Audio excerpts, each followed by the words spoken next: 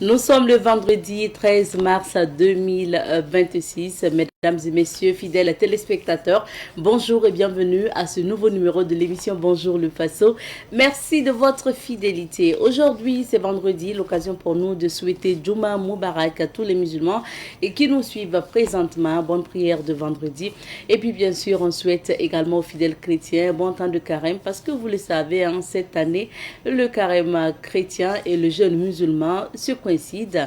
Même si je sais que les musulmans vont, dans une semaine, je crois, terminer leur mois de jeûne et puis les fidèles chrétiens vont poursuivre quelque temps avant la célébration de Pâques. En tout cas, on souhaite que Dieu Tout-Puissant accompagne ces confessions religieuses-là jusqu'à l'accomplissement tout simplement. Merci de votre fidélité. Nous démarrons l'aventure avec la première rubrique que vous connaissez, c'est notamment à la découverte 2 qui vous amène à la découverte du musée de l'eau cette semaine. Vous avez également la possibilité d'écouter les titres de l'actualité à travers la revue de presse. Et aujourd'hui, notre invité du jour est Serge Bayala et Imhotep Serge Bayala est donc le président du mouvement 2 heures pour nous, 2 heures pour Kamita et vous le connaissez, hein, c'est un fervent défenseur de la souveraineté des pays africains. Avec lui, nous allons parler de l'actualité, de ce qui se passe en Iran. Et ça sera dans la rubrique invité du jour. Mesdames et messieurs, fidèles téléspectateurs, on s'installe confortablement. L'aventure démarre tout de suite et maintenant avec la première rubrique. À la découverte de nous amène à Moutili, dans le village de Kwada, pour vous faire découvrir le musée de l'eau. On y va pour la découverte ensemble. Actuellement, nous sommes au niveau d'un puits sur lequel nous avons fait des messages. Et le premier message, c'est que le puits, la grenouille et les femmes. La grenouille dit que c'est au fond du puits qu'elle entend et écoute les nouvelles du village tout le matin par les voix des femmes. Quel commentaire!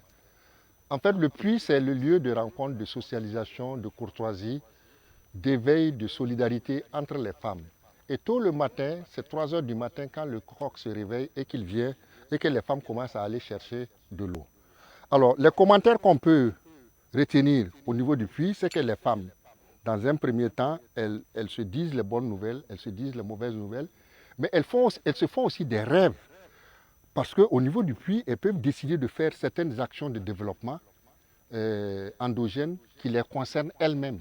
Donc c'est là-bas que tout se décide au niveau du village. Le puits est un lieu de rencontre, de socialisation, de partage et d'éveil de la population.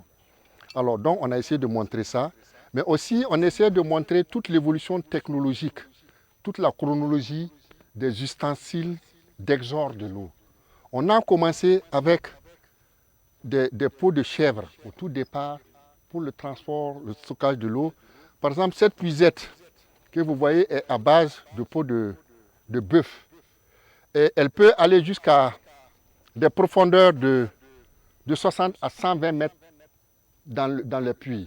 Mais elle peut prendre aussi jusqu'à 60 à 70 litres.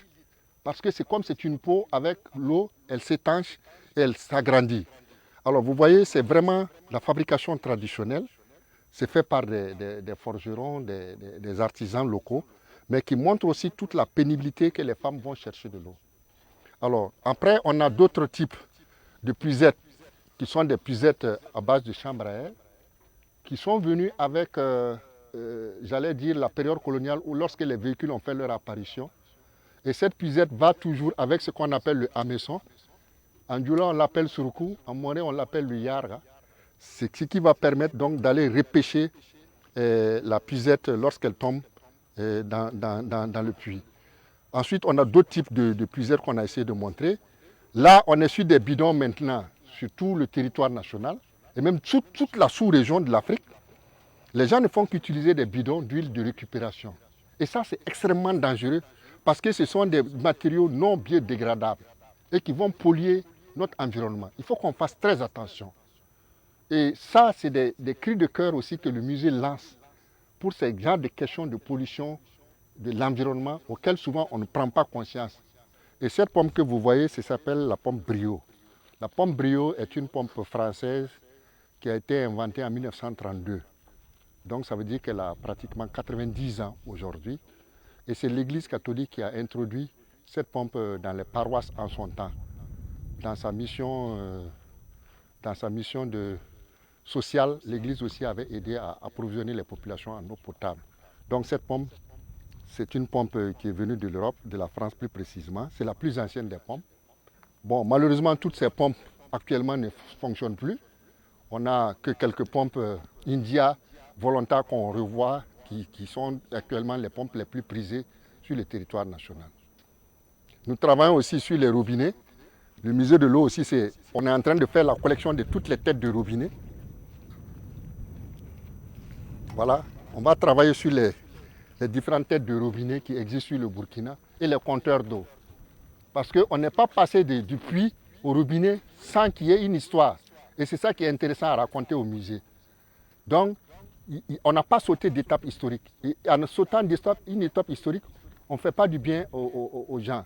Donc, il est bien essayant de comprendre qu'il y a toute une chronologie, toute une histoire qu'il faut raconter aux gens. Et c'est ça qui fait le musée. Le musée de l'eau a réalisé un forage depuis 2013. Et ce forage nous permet donc de faire des exercices très pédagogiques pour montrer aux enfants qu'il y a des pompes qui existent. Et nous allons montrer un peu que ces pompes-là, elles sont de plusieurs utilisations. Il y en a qui peuvent être utilisées avec les pieds, il y en a qui peuvent être utilisées de la main, et il y en a qui, comme on l'a vu, avec une pompe éolienne. Alors le système est le suivant. On va juste montrer comment il faut pomper. Voilà, donc c'est des coups de pied qu'on donne chaque fois. Et chaque fois qu'on tape dessus, on a une quantité d'eau qui sort et qui va remplir la jarre et qui va permettre à la femme ou aux élèves ou aux visiteurs de pouvoir, voilà. Donc chaque coup de pied, on a environ 30 à 35 centilitres d'eau, 40 centilitres d'eau qui vont nous permettre d'avoir une certaine quantité d'eau. Et c'est ça le rôle d'un puits ou du moins d'un forage à traction à partir du pied. Alors ici, nous sommes dans l'espace des symboliques de l'eau. Le musée de l'eau développe ce qu'on appelle les symboliques. Les symboliques sont les liens qu'ils peuvent avoir entre l'eau et certaines thématiques culturelles, anthropologiques, cosmogoniques et ainsi de suite. Même sur le plan religieux, on prend des aspects qu'on développe. Par exemple, l'eau, symbole de déluge, l'eau, symbole d'accueil, l'eau, symbole de bénédiction et l'eau, symbole de réconciliation, parce que c'est ça. Les gens se réconcilient à partir de l'eau, parce que la réconciliation par l'eau, avec l'eau, est la meilleure des réconciliations, sur laquelle on ne revient plus jamais dessus. Le pardon, la réconciliation, la bénédiction sont des valeurs à partir desquelles l'eau peut accompagner pour que les choses se fassent en l'état réel sans qu'il y ait trop de tâches et sur lesquelles on ne revient plus dessus parce que c'est l'eau qui va faire cette pureté de lien entre les humains, l'au-delà et même les invisibles. Donc c'est tout ça qu'on développe au niveau du musée. Vous écoutiez à l'instant le témoignage de M. Alassane Samoura, qui est le promoteur du musée de l'eau. Alors, un musée qui existe depuis 2005. Et on vous amène tout simplement à la découverte de ce musée ensemble. Pour la suite de l'émission, on va découvrir les titres de l'actualité. Ça se passe dans la revue de presse. Et pour la revue de presse de ce matin, nous débutons avec le quotidien d'État Sidoaya qui affiche à sa une ce matin Conseil des ministres Nyenenga Holding pour mieux gérer les parts de l'État dans les banques. On peut lire également coopération bilatérale. Les États-Unis souhaitent dynamiser leurs relations avec le Burkina. Lutte contre la cybercriminalité, 2 cyberescrocs condamnés à 6 et 7 ans de prison. Université Joseph Kizerbo, 454 nouveaux doctorants effectuent leur rentrée. À lire donc au niveau de Sidoaya toujours, lutte contre la criminalité urbaine. Ils vident 10 millions de francs CFA des comptes mobile money et bancaires de leurs victimes. Port du Faso d'Anfani. Les tisseuses du Burkina saluent l'exemple du président de l'ALT.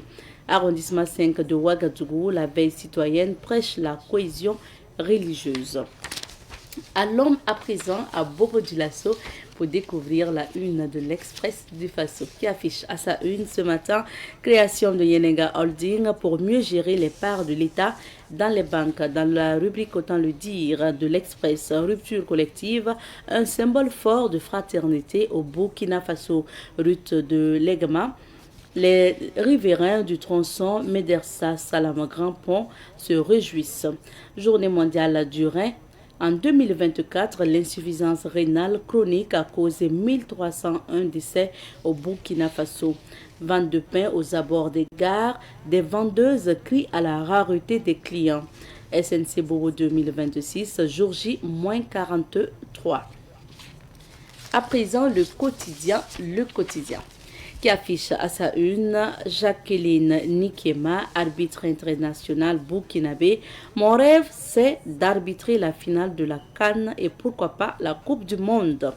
Compte rendu du Conseil des ministres également à lire au niveau du quotidien. Formation en informatique de leaders d'association de la commune de Ouaga. Les bénéficiaires des 7e et 8e éditions reçoivent leur attestation d'intérêt. Dans cette rubrique, on peut lire les titres suivants. Assassinat de Viviane Compaoré. Le procès reprend aujourd'hui. Wayugia, un cireur de chaussures poignarde à mort un jeune homme au cours d'une bagarre. Route Bobo Banfora et Banfora Orodara, le lancement des travaux annoncés demain. Burkina, 6 et 7 ans de prison ferme pour 2 cyber-escrocs. Et pour terminer, journée mondiale du rein. En 2024, l'insuffisance rénale chronique a été responsable de 1301 décès. L'observateur Palga, le doyen des quotidiens privés pour continuer, qui affiche à sa une ce matin, marché financier, le Burkina Faso sonne la cloche du succès de la BRVM du moins. Une lettre pour l'AI, on peut lire « Prions pour nos 270 compatriotes en Iran. Pourquoi les Iraniens ne sont pas des Arabes ?» Âge 2025, arrêté à Médine, jugé à Ouaga. Un médecin burkinabé à la Fédération mondiale de neurochirurgie. Conseil des ministres Yenenga Holding pour mieux gérer les parts de l'État dans les banques. Le Burkina major à la 47e session du CAMES. Présidentielle au Congo, le suspense attendra encore. Pédale de la résilience et de la paix à dimanche pour la 3e édition. Toujours à la une de l'Observateur Palga, partage et charité, la foi vécue comme responsabilité sociale. À lire donc à la page numéro 14 dans la rubrique Le coin du jeûneur de l'Observateur Palga, à la recherche de Laylatul, saisir la nuit la plus précieuse du Ramadan. On termine avec les éditions Le Pays. Le journal Le Pays affiche à sa une ce matin impact économique du jeûne à Ouaga. Les restauratrices ne retrouvent le sourire qu'après la rupture. Conseil des ministres Yenenga Holding pour mieux gérer les parts de l'État dans les banques. Le Burkina Faso tient la tête à la 47e session du CAMES. Coopération bilatérale, les États-Unis souhaitent redynamiser leurs relations avec le Burkina. Potpourri, assassinat de Viviane Compaoré, le procès reprend ce matin. Prédation sur le foncier Azinaril, les auteurs dans la ligne de mire de la mairie. 3e édition du Grand Prix cycliste, la pédale de la paix et de la résilience. Célébrer la fraternité entre les Burkinabés. Mystère psychique et spirituel, il y a une formidable contagion des névroses de parents à enfants. Nous allons terminer avec Évasion qui est donc un hebdomadaire burkinabé de détente édité par les éditions Le Pays qui affiche à sa une ce matin Serge Poda, maître de cérémonie. J'ai une très bonne connexion avec les artistes de toutes les générations. Couleur de vie, seriez-vous prêt à entretenir une relation amoureuse à distance? Solution à nos problèmes, j'ai trouvé l'homme de ma vie, mais il a une mauvaise haleine. Santé, une cuillerée de cette huile soulage plus facilement les douleurs articulaires qu'un inflammatoire. C'est le dernier titre de Évasion, le dernier titre pour ce qui concerne la revue de presse de ce matin également. On vous invite à vos kiosques à journaux afin de découvrir les différents titres. Pour la suite de l'émission, on va aller découvrir les couleurs du temps. C'est l'heure de la météo. On retrouve nos invités. IP+ vous offre la météo des affaires.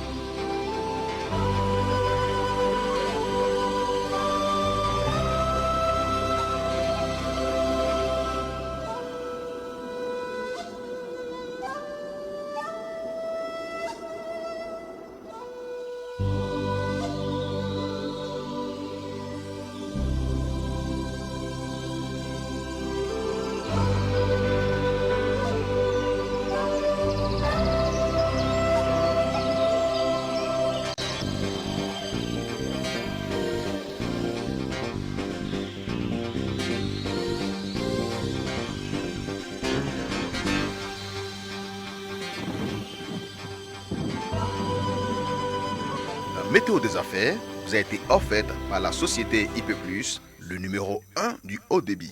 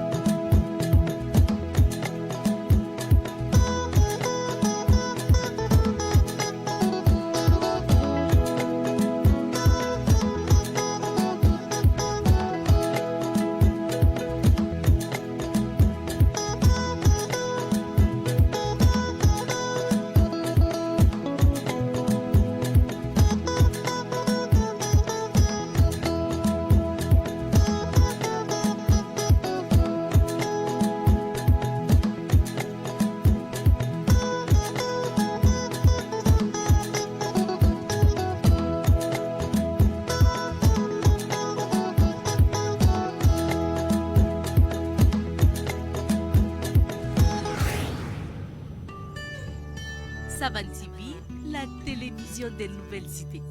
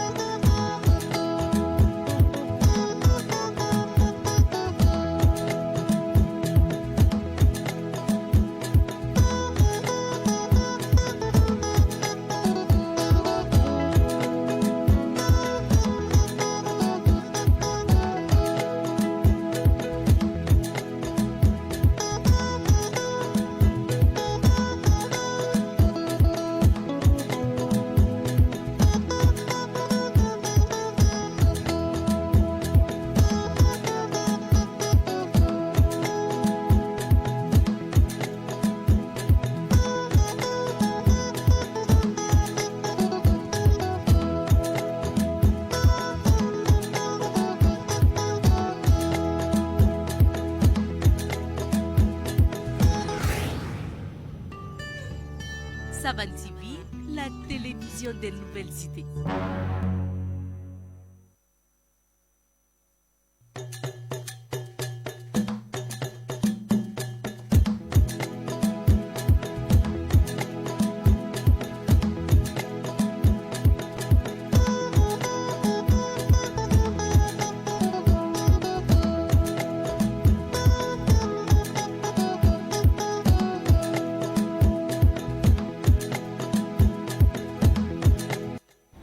Et pour la suite de cette émission, nous allons passer à la rubrique invité du jour, virgule. Nous recevons comme invité du jour ce matin Lianwe Imhotep Serge Bayala, coordonnateur du mouvement 2 heures pour nous, 2 heures pour Kamita.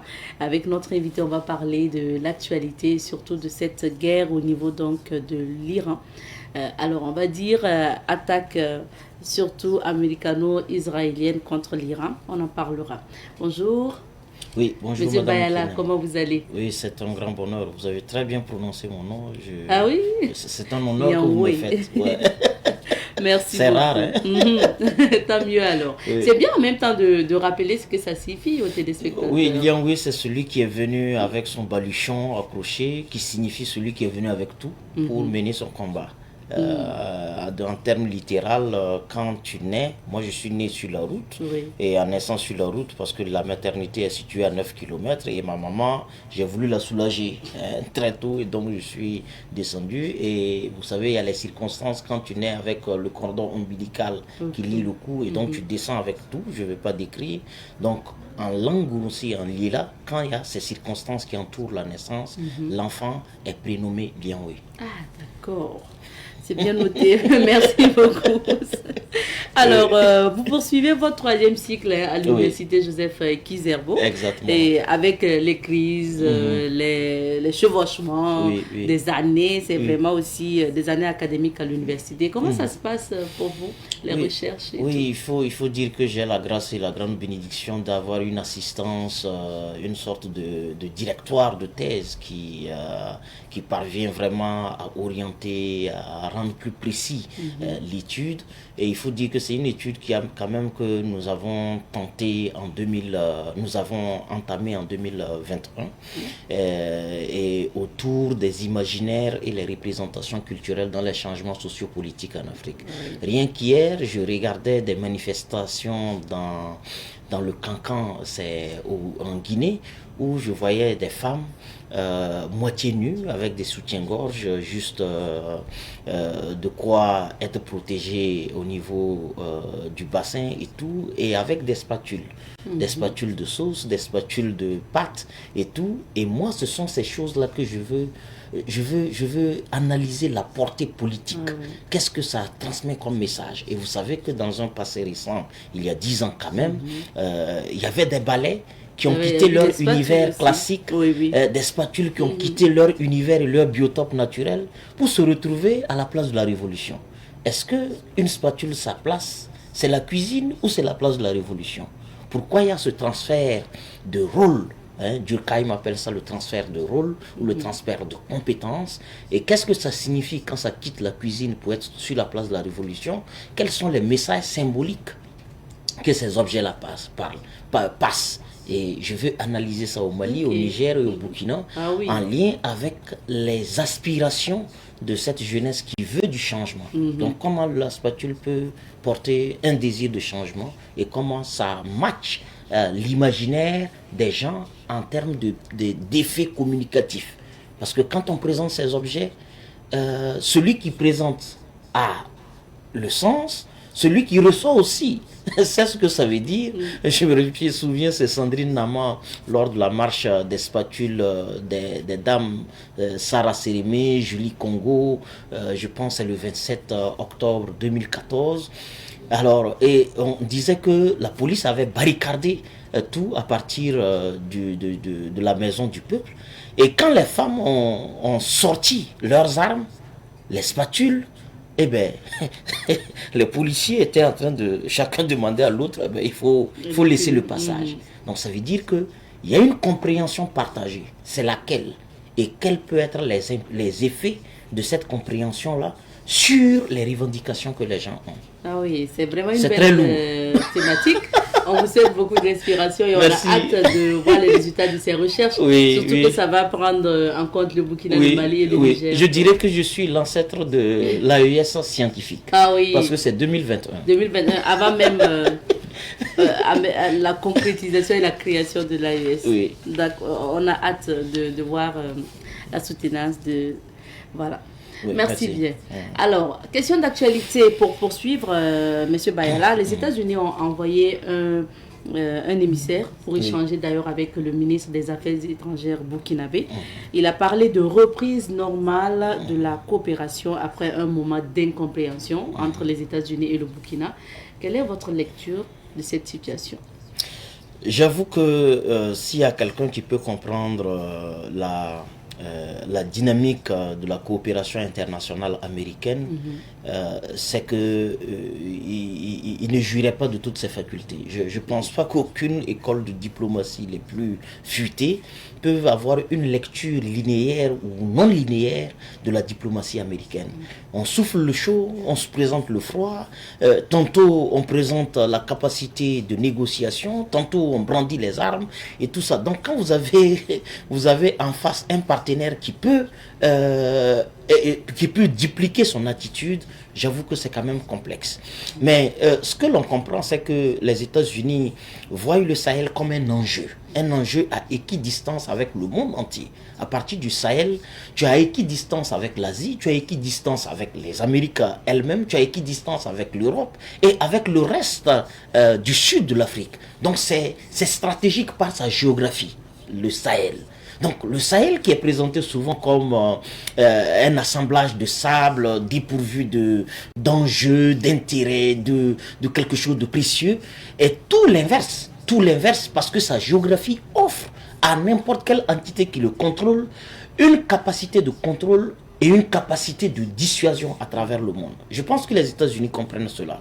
Ensuite, les États-Unis se rendent compte que la France a mal joué le tournant entre souveraineté et continuité coloniale avec la France. La France, renfermée dans son orgueil colonial, n'a pas saisi l'opportunité de renégocier sa présence. Donc elle a été expulsée de l'AES et finalement cela crée un préjudice pour le bloc occidental. Et finalement, qui sont ceux qui sont le plus présents dans le Sahel? C'est la Russie, c'est les concurrents directs des États-Unis, les concurrents directs du bloc occidental dans leur globalité, c'est la Chine, c'est l'Iran, et ce sont ces nations qui avaient été mises à la périphérie, mais qui sont de grandes puissances. Donc les États-Unis comprennent qu'en tension, même s'il y a eu des couacs très importants, et parce que notre orgueil et notre arrogance ne nous a pas amené à ramollir notre regard vis-à-vis de ces Israéliens-là, il est quand même temps de savoir tirer profit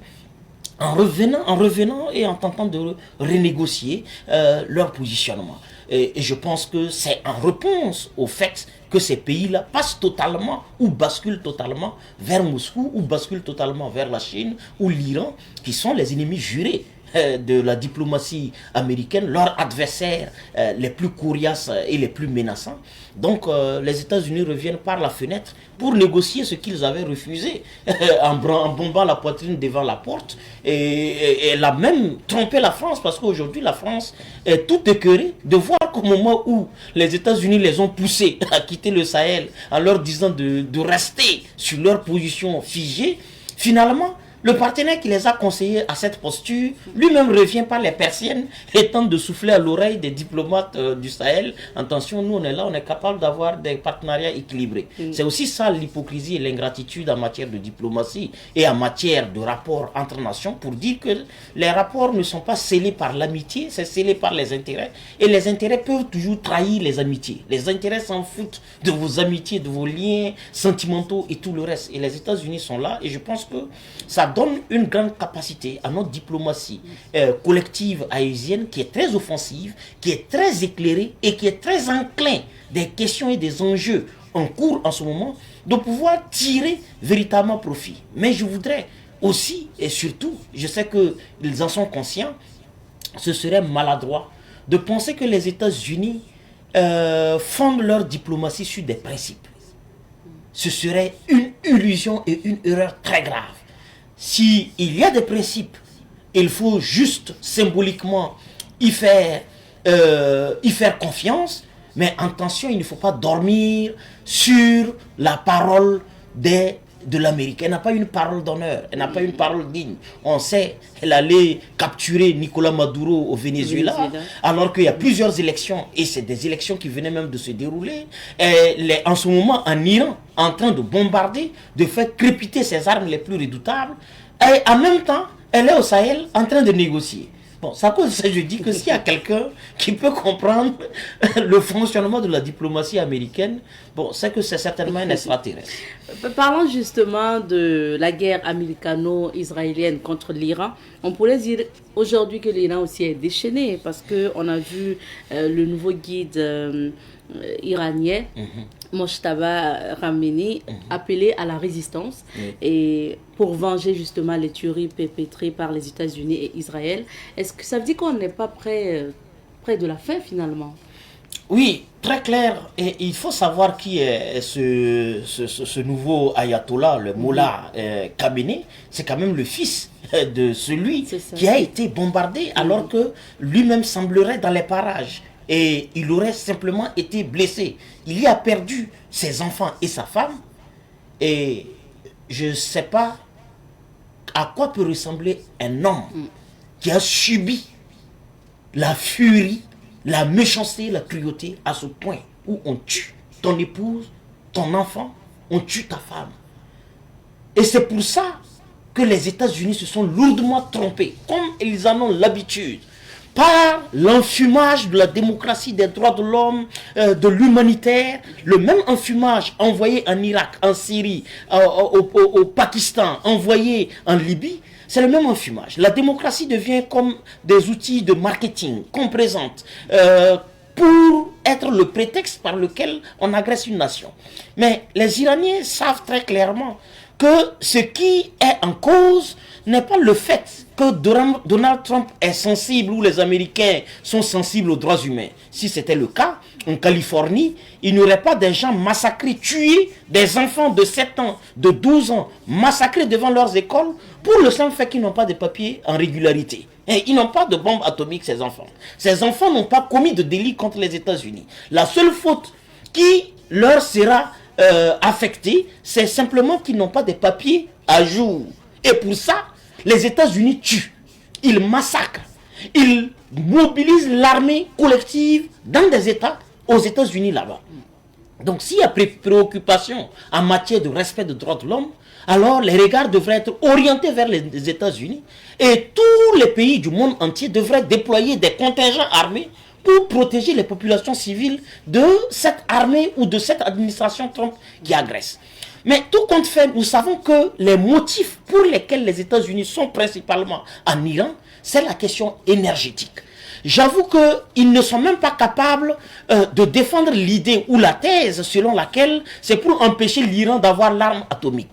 Les États-Unis, à travers le porte-parole du Pentagone, sorti plusieurs fois une jeune dame, elle a dit, même en 2 semaines, après la guerre de 12 jours en juin, même en 2 semaines, les États-Unis et l'Iran est capable de mobiliser la bombe atomique. Donc eux-mêmes, ils savent que la préoccupation essentielle, c'est qu'eux-mêmes, ils ne sont plus en capacité, soit d'empêcher ou d'accélérer le processus de la nucléarisation de l'Iran. Ça, ce n'est pas... Mais ça, c'est un prétexte qu'on présente pour dire, un prétexte de bonne conscience, de non-guerre, pour dire, mais non, l'arme nucléaire, elle est dangereuse, mais elle est très bonne pour Israël, elle est très bonne pour nous-mêmes, pour nos alliés anglais, français, allemands, mais c'est pas bon pour l'Iran, c'est pas bon pour l'Afrique, mais c'est bon pour nous seuls. C'est-à-dire le monopole de la violence. Ça même, c'est un discours déséquilibré par rapport à leur opinion générale sur les libertés, sur la démocratie. Si la démocratie doit être la participation de chacun, on ne peut pas, au nom de la démocratie, créer un principe qui donne le droit du nucléaire à une catégorie de nations contre le droit du nucléaire à une autre catégorie. Mais on sait très bien que ce n'est pas cela véritablement leur préoccupation. Ils veulent le pétrole iranien. Ils veulent asphyxier leur plus grande menace historique, la Chine. La Chine est en train de monter, mais à une vitesse grand V. Et ça inquiète les entrailles et le fond des Américains. Il faut estomper ça en prenant otage, en mettant pied sur le pétrole iranien et en empêchant que ce pétrole soit fourni à des prix gracieux à la Chine, leur concurrent, qui menace de les renverser les années à venir. Et c'est pourquoi l'ayatollah fils, contrairement à Khamenei, contrairement à ce que Donald Trump avait pensé être des délais qui dépendent de lui, il dit que son opération c'est fureur épique, en pensant avec condescendance qu'il avait toutes les clés. Alors l'Iran ce n'est pas le Venezuela, l'Iran ce n'est pas la Libye, l'Iran c'est une puissance militaire, une puissance de missiles, une puissance, je dirais, nucléaire. Parce que l'Iran a prouvé que malgré les 4 systèmes d'interception de missiles qui ont inondé tous les pays du Golfe, l'Iran est capable de les survoler. Et donc le fait seulement que l'Iran arrive à tirer un missile qui crépite en Israël est le signe de la supériorité militaire de l'Iran par rapport à son double challenger israélo-américain. Parce que tout le système qui est déployé est censé empêcher toute forme de technologie de missiles. Mais ils arrivent quand même. Mais ils arrivent. Et ça, c'est le signe que l'Iran, qui fabrique plus de 238 000 ingénieurs par an, contrairement aux États-Unis qui en fabriquent 148 000, la Chine qui est vers 120 000, et ainsi de suite, on dit qu'il n'y a pas compétition. Je pense qu'il y a un prix Nobel de mathématiques qui est iranienne. Et elle a fait toutes ses études en Iran. Elle n'est pas sortie. Donc le niveau d'éducation en Iran est supérieur à celui de tous les pays du bloc occidental, les États-Unis en tête. Donc c'est un pays sérieux. Et aujourd'hui qui est en train de démontrer qu'on n'attaque pas impunément l'Iran. Et l'Iran, par sa riposte, à elle toute seule, elle tient à respect 2 puissances nucléaires, les États-Unis et Israël, mais en plus, elle tient à respect tout le dispositif américain qui avait inondé plus de 13 bases qui sont dans le Golfe arabique. Mais toutes ces bases ont été anéanties. Les systèmes de radar ont été anéantis. Les radars qui devaient voir les missiles arriver ont été bombardés. Finalement, les États-Unis sont aveugles. Ils mettent en insécurité tous les pays du Golfe. Mais ils mettent aussi en insécurité leurs alliés, la Chine, Taïwan, parce qu'ils sont obligés de déplacer les batteries qui sont là-bas pour protéger la Chine, Taïwan contre la Chine populaire. Ils veulent les déplacer là-bas. Et la Chine, Taïwan, à travers le journal, a quand même insisté sur la menace que ça projette sur eux. Cela révèle quoi? Contrairement à une certaine opinion france-africaine, parce que nous appellent des panafricains. Et nous, en retour, on riposte en disant que ceux qui nous disent ça sont des France-africains. Il est préférable d'être panafricain que d'être France-africain. Mais ils disent que le pire qui puisse arriver à un pays qui pense que la Chine et la Russie sont des alliés fiables, c'est de penser avoir un partenariat stratégique. Et que c'était une forme d'insécurité. Mais regardez les États-Unis qui ont garanti à l'Arabie Saoudite la sécurité, à l'Irak la sécurité, au Yémen la sécurité, au Bahreïn la sécurité, à Israël même la sécurité avec toutes les formes de dômes de fer. Tous ces pays ont été successivement frappés avec succès. Qui est incapable de protéger ses alliés? C'est les États-Unis qui ont promis sécurité aux pays du Golfe, ou c'est l'Iran qui, malgré la non-apparence physique des Russes et des Chinois, tient et qui est le signe qu'ils participent à la guerre, mais en n'étant pas sur le terrain. Je pense qu'aujourd'hui, on peut véritablement avouer que l'Iran révèle à la face du monde que sa puissance militaire, sous-estimée par les États-Unis, lui donne la largeur de définir les contours de la guerre. Et je pense qu'il y a même des accords qu'il présente à cet effet. Mais si la pression est maintenue, peut-être au niveau des deux clans, qu'est-ce qu'on risque? Parce que certaines personnes pensent qu'on pourrait arriver à une 3e guerre mondiale. Non, je pense que ça ne va pas arriver parce que l'humanité s'est beaucoup plus maturée. Aujourd'hui, personne ne veut risquer la violence. Personne ne veut risquer la guerre parce que en fait, ça fauche des vies inutiles, des vies mineures. Regardez ces grenades et ces bombes toxiques américaines qui sont allées se loger dans une école de gamins de 5 à 12 ans. Trump a massacré combien? 168 enfants. C'est un crime de guerre. Et les autres nations consciencieuses qui ont la chance de ne pas avoir quelqu'un d'incertain à la tête de leur nation, comme c'est le cas aux États-Unis, sont très responsables et sont très mesurés. Et y compris l'Iran. Regardez les cibles que l'Iran attaque en Israël et au niveau des pays du Golfe Persique. C'est uniquement des cibles militaires, strictement militaires. Parce que tout le monde travaille à ce qu'il n'y ait pas une guerre parce qu'elle ne serait pas dans l'intérêt de la grande majorité des populations, parce que les leaders, eux, seront toujours épargnés. Aujourd'hui, qui sait où est ce fou Netanyahou qui, par son arrogance, a provoqué le déluge de feu sur son propre peuple? C'est son peuple qui est massacré, qui est obligé de se transformer en athlète pour rejoindre les caches où ils peuvent échapper aux missiles. Mais lui-même, Netanyahou, on ne sait pas là où il est. Lui, il est certainement protégé quelque part dans les airs ou dans un pays.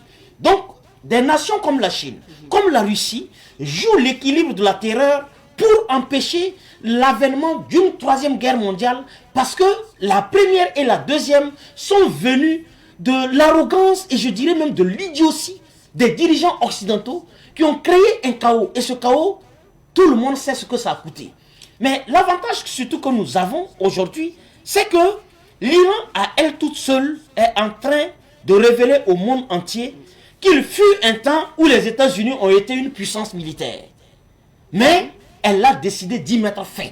Et ce qui se passe aujourd'hui, j'avoue que le désaveu que Trump a à l'intérieur de son propre clan, parce que son discours rassembleur pour être élu, c'était le désengagement militaire. C'était de ne plus investir dans des guerres. Et Trump se retrouve à trahir son propre serment électoral. C'est le contraire. Donc, lui-même, il est désavoué dans son propre pays. Ce qu'on appelle le deep state, l'état profond américain, les Barack Obama, tous les gardiens du système, du mythe américain, sont choqués et bouleversés parce que Trump est en train de salir la réputation et l'image des États-Unis. On n'a pas vu des États-Unis agresseurs barbares faire recours à ce qu'ils appellent le yankisme ou la doctrine Moronwe, qui consiste à aller envahir qui on veut et ramener le principe de la loi du talion. Le plus fort écrase le plus faible, et le jour où quelqu'un d'autre est capable d'écraser celui qui était fort, ils le font. Est-ce que ce monde-là est viable? Est-ce que le Burkina Faso peut se lever aujourd'hui et aller écraser le Bénin ou la Côte d'Ivoire, au nom du fait que nous avons des armes qui nous le permettent? Est-ce que le Ghana peut se donner le droit d'aller écraser l'Algérie? Est-ce que c'est logique que moi, M. Bayala, dans ma famille, je décide, parce que j'ai des soupçons que dans la famille de M. Ouedraogo, je dis que les choses ne fonctionnent pas comme il faut, alors je crée un dispositif d'encerclement de sa cour et je décide de déclencher une attaque qui tue le chef de famille au nom du fait que moi, je ne suis pas content de la manière dont il gouverne sa famille. Si on répercute ça dans les quartiers, est-ce qu'il y aurait une seule famille qui tiendra? Donc ce principe-là, ce n'est pas un principe viable. Et c'est pourquoi ces nations sont là pour dire en même temps que c'est la fin du règne de l'hégémonie toute puissante des États-Unis. Et de toute façon, Trump avait dit qu'il avait 2 semaines. Bon, il avait dit 48 heures, ce sont 12 heures de plus. Après, il a dit une semaine. Après, il a dit 2 semaines. Et les Iraniens répondent que la fin de la guerre dépend d'eux. Le simple fait de dire ça montre de quel camp est la force. Trump a dit qu'il a détruit toute la marine iranienne. Il a détruit les lanceurs de missiles. Il a détruit tous les missiles. Mais avant-hier, leurs médias alliés disent qu'il y a eu une pluie de missiles sur Israël et sur les positions militaires américaines. Et les Américains sont obligés de déployer d'autres systèmes qu'ils avaient et d'envoyer un système à renfort. Ils sont en train d'envoyer un autre navire dans le Golfe Persique. Ça veut dire quoi? Ça veut dire qu'il y a, dans cette guerre, il y a un camp qui ment sans pudeur et il y a un camp avec modestie, tire la vérité et riposte avec fermeté et avec précision, et qui nous montre que finalement le camarade président Ibrahim Traoré a raison en disant que les faibles disparaîtront. Et nous avons intérêt à ne pas être faibles. Et nous, on pense surtout aussi aux conséquences de cette guerre-là sur les pays, que ce soit du Golfe, le monde, mais également aussi sur les pays de l'Afrique. Parce qu'on parle déjà des coûts des hydrocarbures qui pourraient augmenter. Parce qu'aux États-Unis, on parle d'augmentation aussi de prix du carburant déjà, 9%, non? Alors, est-ce qu'il n'y a pas de risque que ça arrive aussi dans nos pays, là, qu'on se lève un jour, qu'on dise que le prix de l'essence a augmenté et tout? Oui, il y a ces risques-là, il ne faut pas les esquiver. Parce que du fait de notre dépendance énergétique, si on avait un système de souveraineté énergétique, là, on pouvait dire, on pouvait se taper la poitrine. Mais malheureusement, on n'a pas préparé nos sécurités énergétiques. Dépendant de la fourniture énergétique extérieure, il est clair que le détroit d'Ormuz, qui aujourd'hui subit des sortes de filtration, soit quelque peu préjudiciable à des pays comme les pays africains, dans leur majorité qui dépendent énergétiquement de ces substances-là d'autres nations.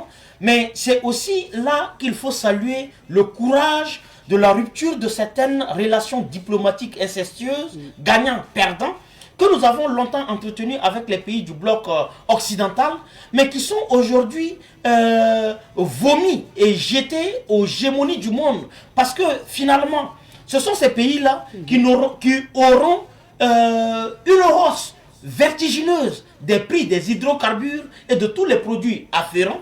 Mais par contre, des pays par exemple comme les pays du Sahel, qui ont su avec clarté et lucidité amplifier leur coopération et leur diplomatie avec des pays comme l'Iran. Vous vous souvenez, quelques 3 jours avant le déclenchement des bombardements, une haute autorité, ministre d'État, ministre de la guerre, était en Iran. Et vous savez également que le département des affaires étrangères était à Moscou pour signer des accords très précis, 4 sur plusieurs plans.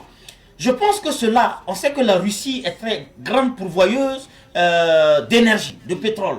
On sait également que l'Iran est grande pourvoyeuse. Et comme l'Iran contrôle par sa puissance militaire le détroit d'Ormuz et permet aux navires russes, aux navires chinois et aux navires alliés d'avoir accès au détroit, on peut dire que les pays qui sont sur le même alignement géopolitique que l'Iran peuvent ne pas subir frontalement le coût de cette guerre sur le plan énergétique, le coût des hydrocarbures.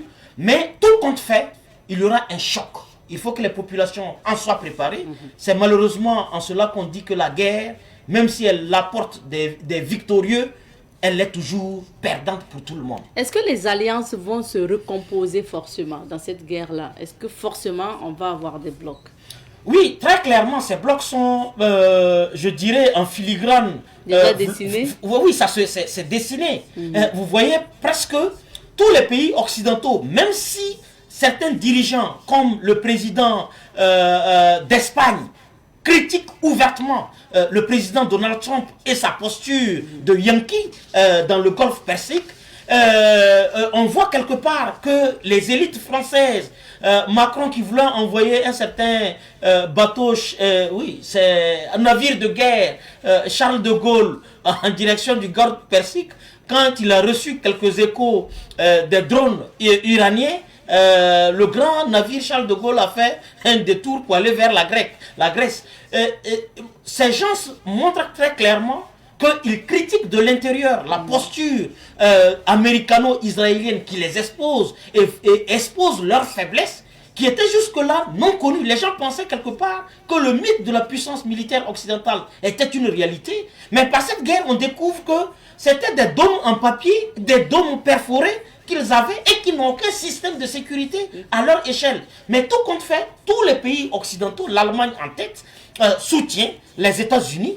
Et donc ce bloc-là est presque très visible. Les pays d'Amérique latine, comme Cuba, comme le Brésil, comme la Colombie et certains autres pays, quand vous regardez, vous sentez que ces pays-là, et le Venezuela y compris, vous sentez que ces pays-là sont contre l'agression systématique de l'Iran. Et donc ils prennent par effet cause pour l'Iran. Nul à dire par rapport à la Chine, qui continue de fréquenter le détroit très miné et très contrôlé par les forces, les gardiens de la révolution iranienne, et aussi les Russes, et aussi une certaine puissance comme le Pakistan, comme l'Inde.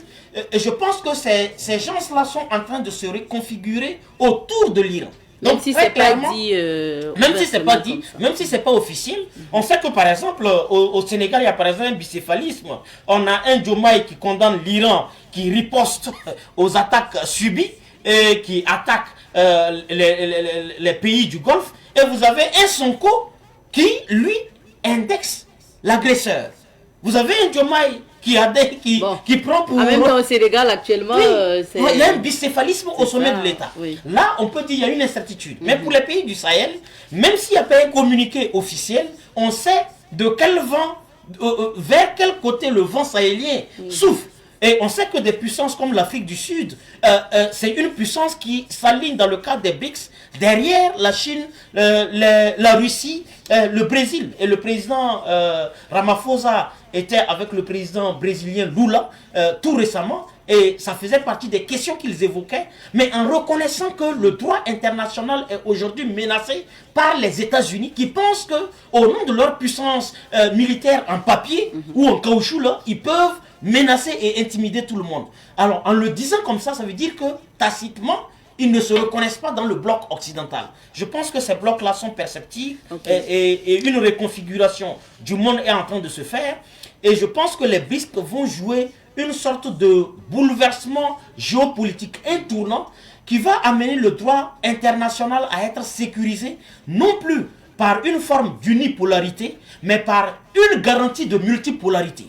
Parce que quand le droit, chacun s'y reconnaît, chacun s'investit pour le protéger, pour le préserver. Mais quand le droit international est le fait des humeurs et des caprices d'un seul individu qui peut se retrouver être Trump, qui proclame la mort de l'ONU au détriment du Conseil de paix avec 1 milliard de dollars compris pour rentrer dans le Conseil de paix, vous savez que ce qui le préoccupe, c'est l'enrichissement et c'est certainement l'île d'Epstein. Et on dit, et je pense qu'il ne faut pas minimiser ça, la pression que Trump a pour frapper l'Iran sous les caprices de Netanyahou et d'Israël. On dit que c'est l'agitation des preuves accablantes de ces occidentaux pédocriminels qui proclament les droits humains le matin et le jour à la vue et au su de tout le monde, et la nuit sont sur l'île de Epstein en train d'abuser de jeunes garçons et de petites filles. Est-ce que ces gens-là peuvent encore garantir le droit international? Donc je pense que le droit international aura sa sécurité dans le bloc de l'Est, autour des BRICS, ce qu'on appelle le Sud global. Alors, certaines grandes puissances qualifient nos pays de petits pays. On entend dire ça souvent et veulent d'ailleurs dicter leurs lois souvent dans ces pays-là. Alors, comment on fait pour se protéger? Ceux-là qu'on taxe de petits pays-là, comment on fait pour se protéger contre l'impérialisme et surtout aussi affirmer sa souveraineté? Oui, je pense que la protection vient du fait qu'on doit décomplexer un concept. La militarisation. Il faut décomplexer ça. Aller de façon discrète ou de façon ouverte vers des choix militaires et des choix tactiques très forts et très décomplexés, parce que finalement, les faibles, s'ils remettent leur sécurité à la démocratie, aux droits de l'homme, aux élections, ils peuvent organiser les élections chaque semaine. Si ces élections font des victorieux opposés aux intérêts occidentaux, alors ces élections seront remises en cause et les victorieux bombardés. Les États-Unis, le bloc occidental, utilisent la démocratie et les droits de l'homme comme un cheval de Troie pour violer la souveraineté et l'intimité des peuples. Il faut que cela soit clair pour nous et que nous mettons à l'abri de ce chantage malsain. Nous blinder contre ces concepts en ayant des choix politiques très clairs. Le Burkina Faso, c'est la révolution progressiste populaire. Nous l'assumons. Il a son ancrage démocratique et notre perception de la démocratie telle que la démocratie française est différente de la démocratie anglaise et la démocratie américaine différente de la démocratie canadienne.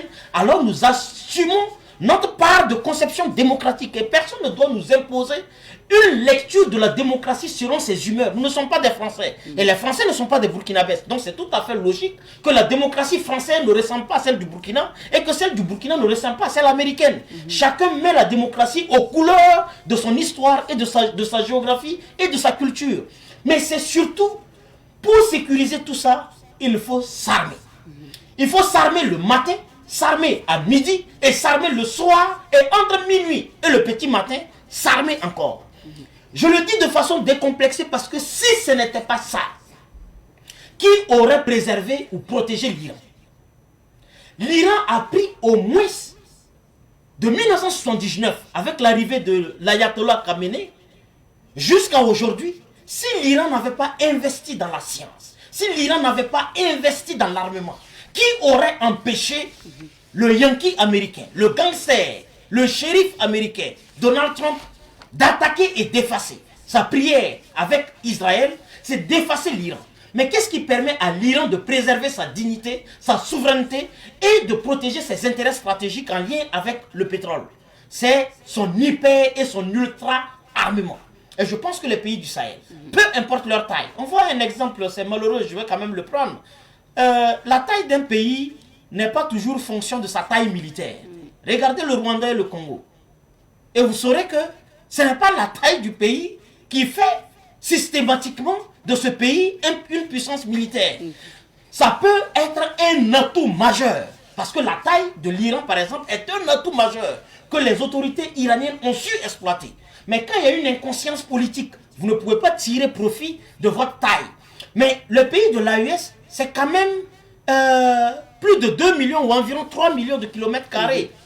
Est-ce que quand vous regardez le Mali à lui seul, vous regardez le Niger, ajouté au Burkina, ça cause ça l'idée de la confédération est une idée visionnaire, audacieuse, est une idée qui porte en elle-même les éléments de sécurité, c'est-à-dire les préoccupations et les désirs de sécurité.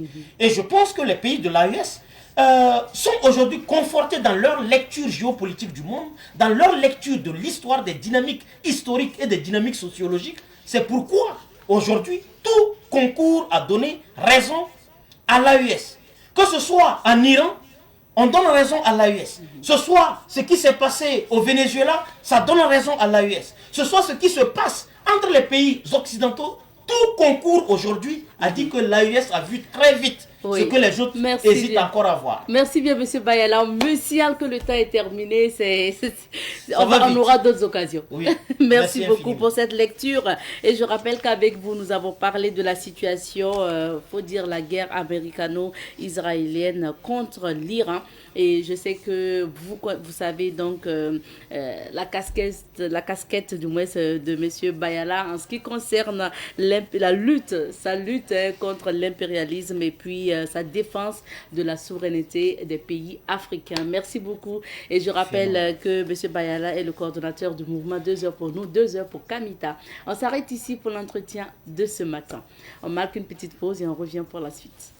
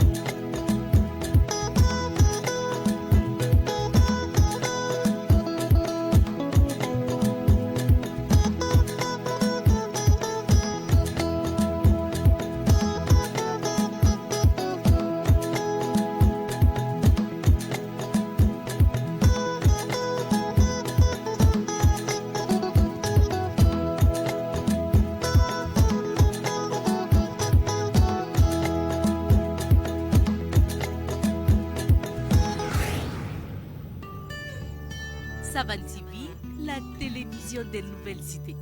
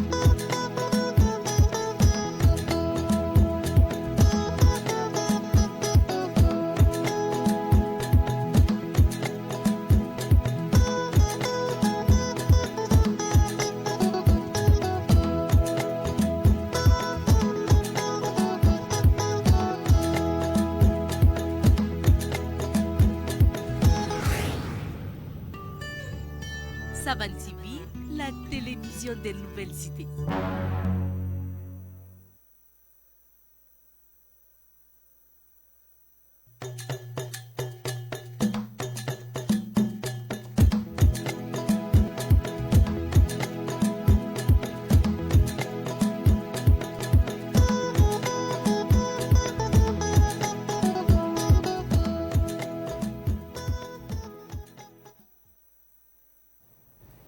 Et nous sommes de retour sur ce plateau. Cette fois-ci, on vous amène à la découverte d'un artiste chanteur.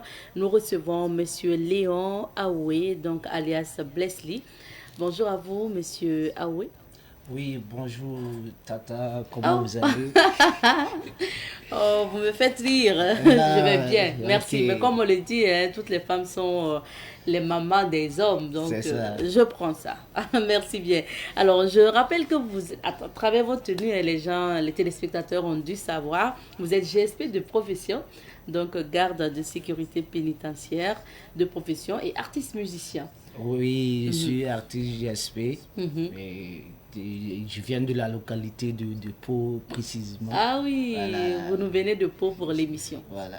Alors, comment je suis ici, je sers à la Bako. Ah, vous servez à Ouaga. Voilà. Ok, c'est bien. Maintenant, ce que je voulais dire, ce n'est plus, ce n'est plus nouveau de voir des hommes de tenue artistes musiciens. Vous, personnellement, est-ce que vous aviez la musique dans le sang depuis l'enfance ou bien c'est vraiment à la formation que vous avez commencé à chanter? Et je peux dire c'est pas à la formation que j'ai commencé à chanter parce que même à la formation je me faisais pas voir dans les chants. Ah oui. Voilà, je me faisais pas voir et c'est depuis l'école que ça a commencé et je faisais même le battle dance, le chant. Voilà, je chantais pas. C'est vers les années 2019 que j'ai commencé à rentrer au studio. Sinon, et qu'est-ce qui vous a motivé à rentrer au studio? Oui, j'ai trouvé que non. Et la musique, c'est quelque chose que tu peux utiliser pour sensibiliser et faire parler ton cœur. C'est juste ça. D'accord. Voilà. Alors, Blessly, ça signifie quoi? Blessly, ce n'est rien d'autre que Béni Léon. Voilà, c'est mon nom, juste j'ai pris pour dire non, que Dieu me bénisse. Ah, d'accord. Maintenant, c'est depuis quand vous avez sorti votre premier album? Mon premier album, c'est en juillet, le 12 juillet 2025 que j'ai lancé mon tout premier. Mon tout premier, c'était en J. En J 2025. Voilà. Maintenant, c'est quoi le titre de l'album? C'est un album aussi de combien de titres? Oui, le titre de l'album, c'est Ma Patrie. Et ça compte 8 titres dans l'ensemble. Voilà. Et pourquoi ma Patrie? On voit qu'actuellement, le pays traverse une situation vraiment bizarre, si je peux l'employer. Il y a l'insécurité et même dans l'album il y a jusqu'à 3 sons où je n'ai fait que valoriser les soldats qui sont au front et encore parler des sites touristiques du Burkina. Donc le clip qu'on est en train de regarder, c'est quoi le titre du clip le titre que vous avez clippé, je vais dire? Oui, dans l'album, j'ai eu à clipper un son où le titre c'est Mon Faso. Mon Faso que vous avez titré. Est-ce que Mon Faso est disponible sur les plateformes légales de téléchargement, sur les réseaux sociaux? Oui, Mon Faso est sur toutes les plateformes, voilà, que ce soit sur Facebook, YouTube, Instagram et Twitter. D'accord. Et est-ce que après ce clip, vous avez d'autres projets à venir? Oui, actuellement, j'ai un projet d'un maxi que je prépare. Le maxi est 2 ans prêt et l'enregistrement est fait. J'attends maintenant au moins un clipage d'un son parmi ces quatre-là. Ah, on vous souhaite bonne inspiration. Merci. Maintenant, votre adresse au niveau donc, des réseaux sociaux, c'est quoi? C'est quoi le nom qu'on doit taper pour écouter les chansons de Blesly? Voilà, et mon adresse, et si vous tapez sur YouTube, vous tapez juste Blesly et ça va apparaître, que ce soit sur Facebook et TikTok, voilà. Et Instagram aussi. Instagram, c'est Blesly12. Voilà, il y a Twitter aussi. Et il y a mon numéro aussi qui est là. Allez-y. Voilà. Je vais donner mon numéro. Et les 55, le 29, 82, 68. Il y a un 70, 94, 73, 23 également. On vous souhaite donc bonne suite de carrière et puis bonne inspiration pour le maxi à venir. Ah, merci pour mes fans. Et je n'ai pas oublié ma hiérarchie qui m'accompagne, tous les FDS, voilà, et qui sont au front. Je leur donne mes big up, mes salutations. Et c'est un tour aussi que nous aussi on fait. Et à tout moment, on est là pour défendre cette patrie, on est là pour défendre ce pays, même jusqu'au péril de notre vie. Merci beaucoup. Nous aussi, on vous dit merci et bonne suite de carrière, Blesly. Merci. On va marquer une petite pause, on retrouve d'autres invités après.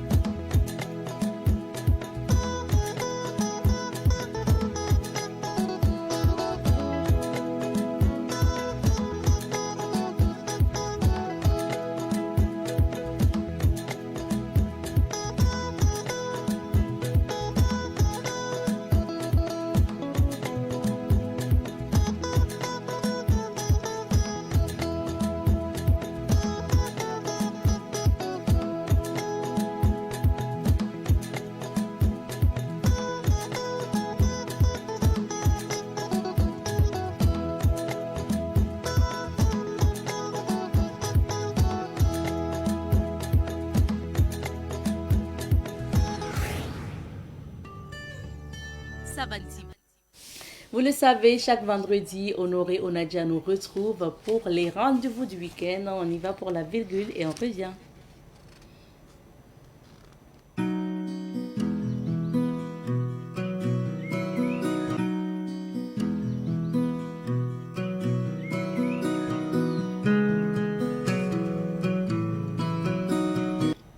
Il est bien installé sur ce plateau pour les rendez-vous du week-end, l'honorable Honoré Onadia. Bonjour Honoré. Bonjour à vous, bonjour à nos téléspectateurs, téléspectatrices du Moubarak à l'endroit de nos frères et sœurs musulmans, également un bon vendredi à nos frères et sœurs chrétiens. Que le bon Dieu exauce nos différents vœux et qu'il nous permette de semer cette graine pour le retour de la paix ici au Faso. Amen. On débute les rendez-vous du week-end avec le cinéma, les programmes ciné.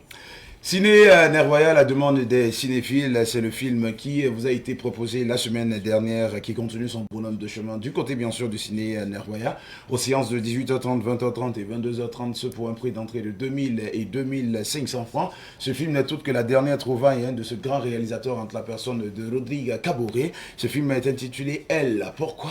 C'est ce que nous vous demandons de venir découvrir du côté bien sûr du ciné Nervoya. Et quant au ciné Burkina, nous rebelotons avec un nouveau film intitulé L'ombre du patron. C'est ce film qui vous est proposé depuis le 9 et continue son bonhomme de chemin ce jusqu'au 15 aux séances de 18h30, 20h30 et 22h30. Donc c'est une aubaine pour ceux-là qui ne l'ont pas encore suivi de le découvrir du côté du ciné Burkina pour un prix d'entrée de 2000 et 2500 francs. On revient à la maison Honoré, on va donner les rendez-vous de Savane Média pour ce week-end. Tout à fait, déjà à partir de 11h, votre émission Cadeau du jour qui va recevoir M. Wennan Pousde à Noël Djigimde. Il est le président du conseil d'administration de l'AFIBIM SAS, d'ailleurs, qui met à notre disposition un bouillon dénommé Bikal Nogo. Alors c'est ce bouillon-là que nous vous demandons de découvrir à travers cette émission. Et vous le savez, pour participer à l'émission, c'est tout simple, un numéro à composer, c'est le 02 21 02 02, puisqu'il sera des nôtres amis à partir de 11h. Donc poser, donner des réponses à nos différentes questions qui seront posées. Et si toutefois on a un gagnant, on se fera le plaisir de vous remettre le cadeau. La rétrospective du Sorry à la télé, c'est le samedi à partir de 14h et le dimanche à partir de 7h30. Quant à la rétrospective du Sorry du côté de la radio, c'est le dimanche à partir de 6h. Vous le savez également, le PDG partage des proverbes et également des pensées. Alors cette rétrospective vous sera proposée du côté de Savane TV le samedi et le dimanche à partir de 6h. Et toutes ces différentes rubriques vous seront proposées par le maestro, le capitaine Rasmane Nikema, assisté bien sûr de Barthélémy Cabré, affectueusement appelé Patron Talamdo. C'est ces deux qui se feront le plaisir de vous proposer ces différentes rubriques. Vous le savez également, Savane Média, c'est ce rendez-vous avec l'information à travers votre émission 100 minutes pour comprendre. 100 minutes pour comprendre qui reçoit demain M. Abdul Fattah Ouidraogo. Il est le président du conseil d'administration de la société coopérative Faso Nekre Faso Zom. Avec lui, il sera question de débattre sur un sujet donné, mais également vous apporter plus d'informations, car tout simplement à Savane Média, là où va la masse. C'est là que ça se passe. Merci. Merci Honoré. Merci à vous. Pour ces rendez-vous. À vendredi prochain. Dieu vous la. Reste avec nous, nous marquons une petite pause et on revient pour la suite. La télévision des nouvelles idées.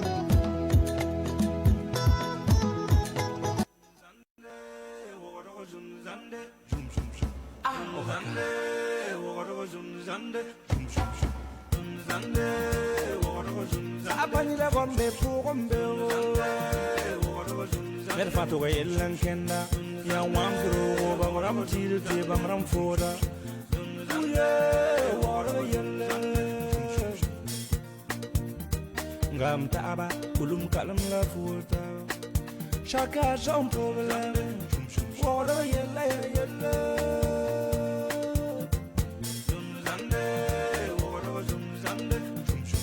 Ah ohaka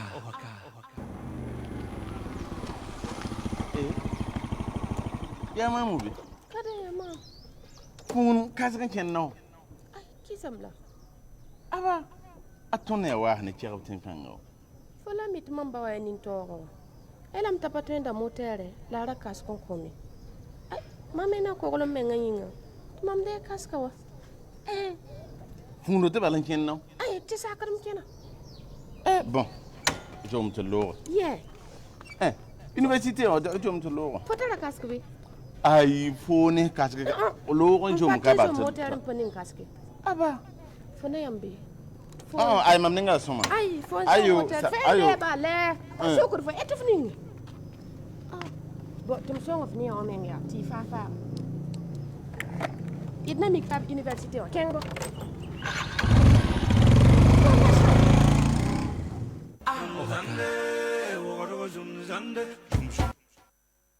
De retour sur ce plateau, c'est très important, nécessaire et obligatoire de porter le casque d'ailleurs. Et vous le savez, à travers la chronique sécurité routière de chaque vendredi, nous vous sensibilisons sur la sécurité routière. Aujourd'hui, on y va pour sécurité routière. Hippolyte Tapsoba de Victoire Auto-École. Bonjour Monsieur Tapsoba. Bonjour Madame Nkema. Merci d'être là. Okay, aujourd'hui, merci. on parle des dimensions réelles des véhicules. Vous allez nous dire ce qui doit être... les dimensions que doivent avoir ces véhicules-là. Okay. Déjà, de quoi parle ce thème quand on parle de dimensions réelles des véhicules? Ok, parce que vous savez, au Burkina Faso, comme dans la sous-région d'ailleurs, ce n'est pas seulement le Burkina, les propriétaires des camions modifient les dimensions sans chercher à connaître le cahier de charges dont contient ces dimensions. Alors, donc, ils doivent jeter un coup d'œil dedans. Et ceux-là qui modifient les véhicules aussi doivent avoir un cahier de charges de manière à pouvoir conseiller les propriétaires, parce que les propriétaires ne connaissent rien et ils veulent ramasser le maximum possible de marchandises, le reste, ça ne les préoccupe pas. Alors, or, il y a des normes à respecter. Ces normes-là, l'UEMOA et la CEDEAO avaient refait un peu le code des poids lourds en donnant des dimensions réelles à respecter. Alors, le non-respect de ces normes-là, bon, ça nous envoie à avoir des longs véhicules, des véhicules très larges, des véhicules très hauts, et tout ça, ça ne fait que créer des accidents. On va commencer par la largeur maximale des véhicules lourds. Quelle est la largeur maximale des véhicules lourds, par exemple? Alors, donc, la largeur maximale dans les pays CEDEAO et UEMOA, c'est 2,60 m. La largeur d'un véhicule ne doit pas dépasser 2,60 m. Or, en ville, on voit des véhicules de 3 mètres ou bien de 2,80 m. Finalement, le conducteur au volant n'arrive même pas à voir les côtés du véhicule parce que les rétroviseurs sont cachés par le gabarit du véhicule. Alors donc, vous voyez que ce n'est pas intéressant. Donc, le conducteur lui-même ne voit pas derrière. Donc, il roule, il voit devant, mais le troisième œil ne marche pas parce qu'il est masqué par le gabarit du véhicule. Voilà. D'accord, donc 2 mètres. Et dans les 2,60 m, c'est y compris les rétroviseurs? Ok, voilà, dans les 2,60 m, les rétroviseurs ne sont pas comptés. Les flancs des pneus, vous savez, quand on gonfle un pneu et que le véhicule est chargé, les flancs sortent un peu. Alors tout ça, ça ne fait pas partie. Les crochets de la bâche ne font pas partie. Voilà, et puis éventuellement les rétroviseurs. Les rétroviseurs ne font pas partie. Et si les rétroviseurs ne sortent pas bien, le conducteur ne peut pas voir derrière. Alors, donc, les véhicules de plus de 2,10 m de large doivent avoir des feux de gabarit, de façon à signaler la largeur maximale du véhicule. Voilà. Et maintenant, tout véhicule dont la largeur excède 2,60 m doit porter la lettre D. Voilà, si le véhicule dépasse ça, alors il doit porter obligatoirement la lettre D pour signifier que ce véhicule qui vient est un véhicule dangereux et que chacun doit faire attention. Voilà. D'accord. Maintenant, après la largeur et la longueur, quelle est la longueur à ne pas dépasser? Alors, la longueur, nous avons donc les ensembles, d'abord les véhicules isolés, ça c'est 12 mètres. Tout véhicule isolé, nous avons on va voir, regardons ensemble les images, un exemple de véhicule isolé. Exactement. On continue avec les images, s'il vous plaît. Ça c'est la hauteur, oui. Ok. Bon, allez-y. D'accord. Donc la hauteur, je l'avais dit, ça ne doit pas dépasser 4,50 m. Parce que tous les échangeurs que vous voyez en Afrique de l'Ouest ont une hauteur limitée à 4,50 m. Donc un véhicule dont la hauteur excède 4,50 m ne pourra pas passer sous l'échangeur. Bon, il y a un conseil aussi à donner aux conducteurs que nous allons voir plus loin. Voilà. D'accord. Donc pour la longueur, la hauteur c'est la longueur. Non, ça c'est la hauteur. Ça c'est la hauteur. Oui, mais ça on a présenté ici une petite voiture. Sinon il y a la dimension des gros véhicules. Je sais pas si. On verra par la suite si on a les gros véhicules pour avoir ici par exemple, voilà ici. Nous avons la hauteur, la largeur et la hauteur. On nous parle ici de la largeur et de la hauteur des véhicules. En haut, donc c'est 2,60 m comme je l'ai dit. Tout ça c'est 2,60 m. C'est parce que le code UEMOA CEDEAO n'a pas fait de distinction. Il n'a pas dit, voilà, il a dit seulement que tout véhicule ne doit pas dépasser 2,60 m. Voilà. Alors, s'il y a d'autres images encore, si on peut voir concernant la longueur, les longueurs plutôt. Dans le cas où, par exemple, la longueur, voilà, ici, ça c'est d'autres exemples. Ok. Alors, ici donc, nous avons en haut, les véhicules isolés ne doivent jamais dépasser 12 mètres. Donc, vous voyez, 12 mètres, 12 mètres, 12 mètres, que ce soit un camion citerne, un plateau, un ensemble. s'il est isolé, s'il ne tire pas une remorque ou une semi-remorque, il ne doit jamais excéder les 12 mètres. Maintenant, s'il tire une remorque, la longueur, si c'est un tracteur qui tire une semi-remorque, la longueur ne doit pas dépasser 16 mètres 50. Quel qu'en soit le nombre des essieux. Quel qu'en soit le nombre des essieux, il ne doit pas dépasser 16 mètres 50. En haut, c'est 3 essieux, 16 mètres 50. Au milieu, un peu plus en bas, c'est 4 essieux, 16 mètres 50. Plus en bas, c'est 5 essieux, 16 mètres 50. Et c'est seulement les trains doubles qui peuvent aller à 18 mètres. Les trains doubles peuvent aller à 18 mètres. Les ensembles de véhicules aussi, c'est 18 mètres. Et donc, la hauteur, vous aviez dit que c'est 4 mètres 50, 4 mètres 50 oui. maximum. On voit ça même souvent à l'échangeur, en tout cas. Voilà. On voit, c'est écrit en haut, 4 Oui. 50. Donc, on ne doit pas excéder. On ne doit pas excéder ça.